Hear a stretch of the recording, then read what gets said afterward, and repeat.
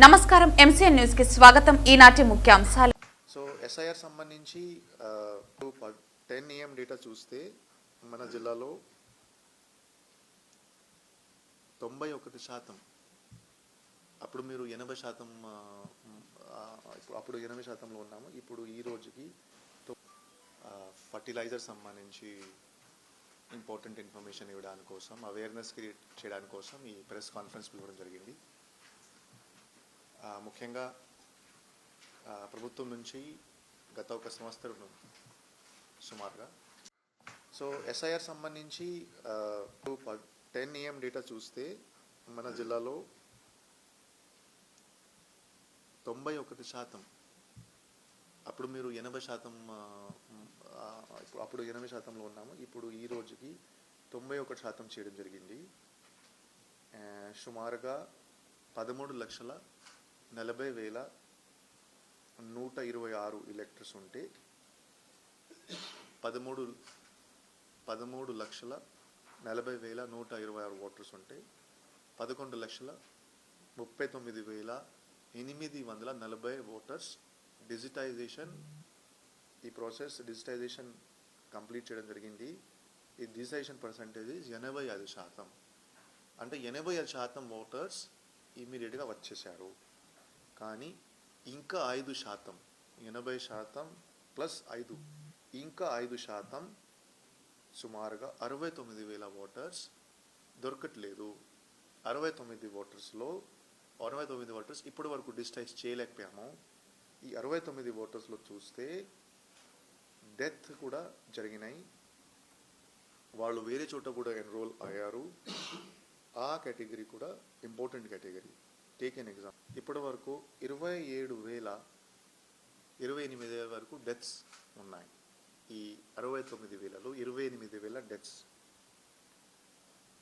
16,000 పర్మనెంట్గా షిఫ్ట్ అయిపోయారు.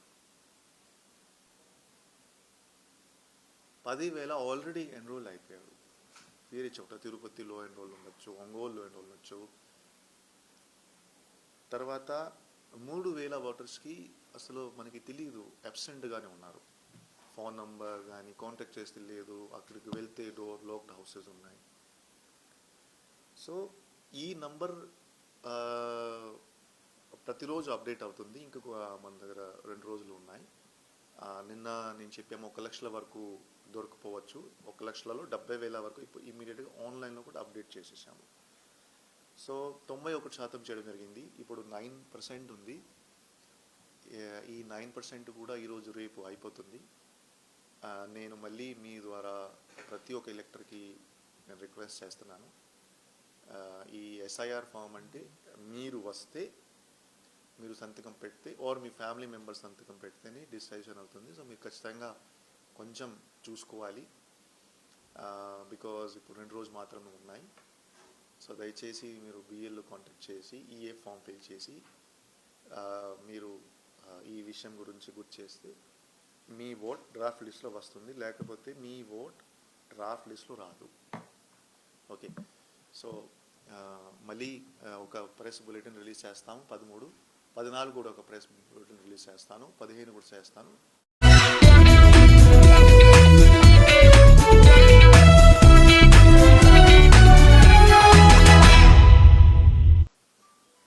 ఫర్టిలైజర్ సంబంధించి ఇంపార్టెంట్ ఇన్ఫర్మేషన్ ఇవ్వడానికి కోసం, అవేర్నెస్ క్రియేట్ చేయడానికి కోసం ఈ ప్రెస్ కాన్ఫరెన్స్ పిలవడం జరిగింది.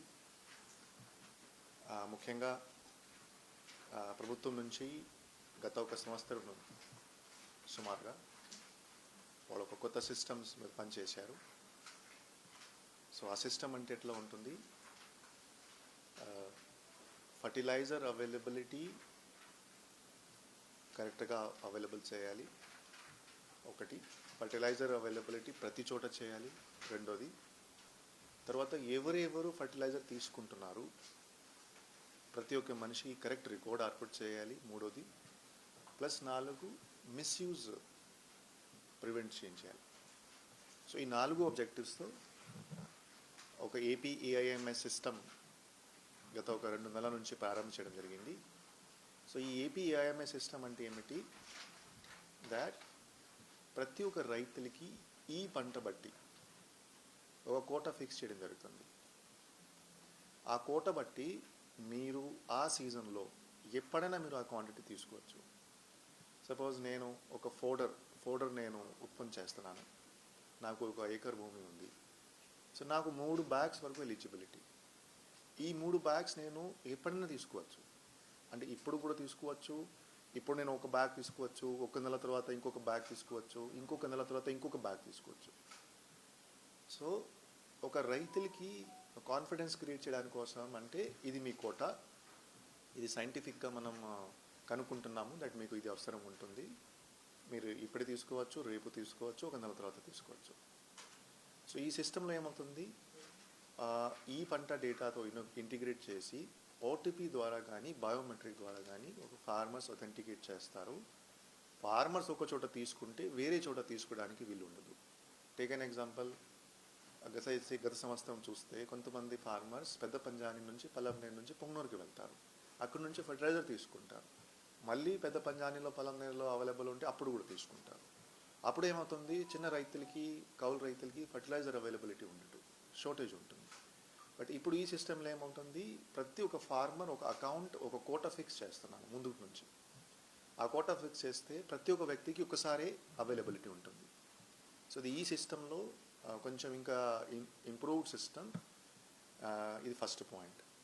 రెండోది, కొంతమంది ఫార్మర్ సపోజ్ ఈ పంటలో కవర్ కాకపోతే, సరే సార్ నేను చేస్తున్నాను, నేను 50 సెంట్ నాకు ఉంది, నాకు ఈ పంటలు నేను నమోదు కాలేదు ఒక టెక్నికల్ కారణంతో. అప్పుడు వాళ్ళు ఆర్ఎస్కే దగ్గరికి వెళ్ళి, ఆర్ఎస్కే ఇన్ఛార్జ్ దగ్గరికి వెళ్ళి అక్కడ ఒక ఎడిట్ ఆప్షన్ ఉంటుంది. ఎడిట్ ఆప్షన్లోనే ప్రతి ఒక్క ఆర్ఎస్కేకి ఆ ఇన్స్ట్రక్షన్